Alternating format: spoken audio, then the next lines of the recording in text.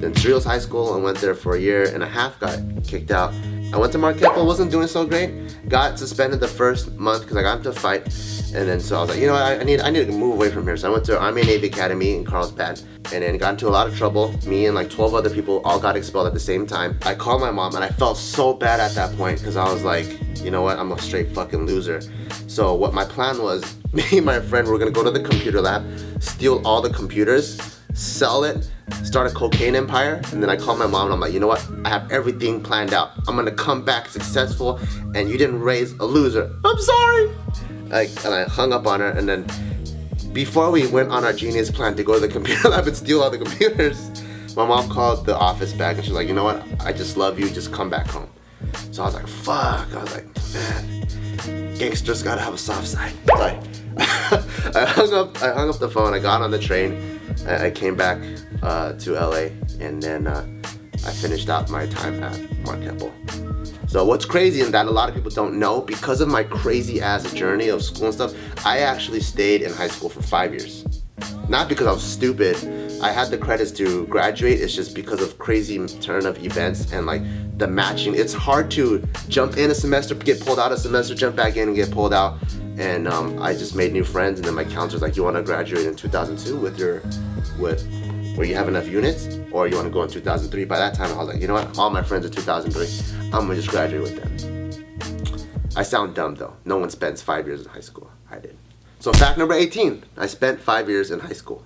Fact number 19, I've had braces for I think 3 years or something, 2 or 3 years, but I had it in the later point of my life where I think most people, they get it when they're like in high school or like even junior high. I never really thought about it. I remember my mom telling me, you know what, when you're 24, my insurance is gonna cut off. So you have to get your own insurance or whatever. And then for some reason I was like, what haven't I done yet with this insurance? Fuck it, I'm gonna just get braces. So I just got braces. Uncle Sam was created with braces. I remember when I first told Joe, like, dude, I think the brace is about to come off. Joe was like, no, the braces can never come off.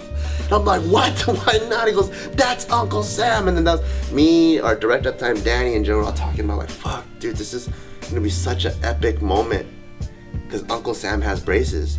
So we decided to film it, and my ortho was actually like cool enough to let us film it, and we have this skit all about Uncle Sam getting his braces taken off. And it's like, the song is the most gangster song ever. It's Tupac Changes, but there's something very like heartfelt about it where you watch it and you want to cry, and you're like, fuck, this is the old Uncle Sam and he's not coming back. Fact number 20, I'm allergic to cats.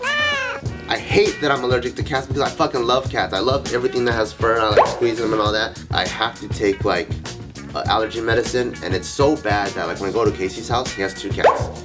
If our shoots go a little bit long, even though I took allergy medicine, my like breathing will start to get heavy, and like I feel like my trachea starts to tighten, and then my eyes like they feel like they get like puffy, and it just sucks. But even though I'm allergic, I still can't resist. I'm gonna go to Geo's house, and she has cats too. And I know I didn't take the medicine, but I'm like, you know what? I'm just gonna deal with it. And I start petting the fuck out of the cat, and then later I'm like paying for it. Like, oh fuck, son of a fucking bitch, and my allergies go crazy, but it's worth it. My favorite animal is bears, turtles, and monkeys. And they all tie because bears, I like bears because they're furry and they have round ears. They're really nice, but then if you fuck with them, they're really mean, and they can tear a car door off and kill your ass and then destroy a car. I like turtles, sea turtles specifically, because they're really peaceful and they have a round head. Oh, the third one is monkeys. I like monkeys because they just look dumb, but they're really smart and they're really strong, and they just look like they like to have fun. So those are the animals I like. Fact number 22, I lost my virginity when I was 15. I remember my girlfriend at the time when we first got together. I think like when you're around that age, sex is like one of the biggest things that's talked about. So when we got together and like we were just talking like, oh, like do you believe in sex? You know, and then at the time I was like, I want to wait till marriage. I was like, oh, me too, I want to wait till marriage too. Oh, this is awesome, you know, because you have like these ideals of sex or whatever. I'm like, all right, cool. And then like 3 weeks later, like she's like, oh, I think I'm ready. And I'm like, me too, cool, how convenient. And then so we were both virgins. We both lost our virginities to each other. Fact number 23, I used to do a shit ton of drugs when I was in high school, just because in high school I was with the bad crowd, did a lot of bad things, trouble, all that, and I did mad drugs, and then barely even went to school. It's just bad. It was the dark ages. When I was 19, I was like, you know what? I'm not gonna do drugs anymore. So from 19 until now, I haven't done any drugs except when I went to Amsterdam, because when you're in Amsterdam, weed is legal. Everyone smokes weed on the streets. The cops probably smoke weed. Everyone's just smoking weed. I had to do it because if I didn't, I would be weird. You know, I don't want to disrespect their country. They have weed everywhere, so I was like, you know what? I'm gonna be a proper citizen, smoke weed over there. Once weed became legal in the States, I was like, you know what? I just want to try it one more time just to see what it was about. Like, do I even like it or not? And I tried it, and I didn't really like it. So I don't count those 2 times. So I've been sober for like at least over 8 years.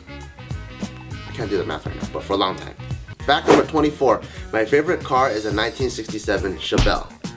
And contrary to a lot of, I guess, Asian people or Asian guys, they really like either A, Euro or exotic or luxury cars, or B, they like Japanese imports.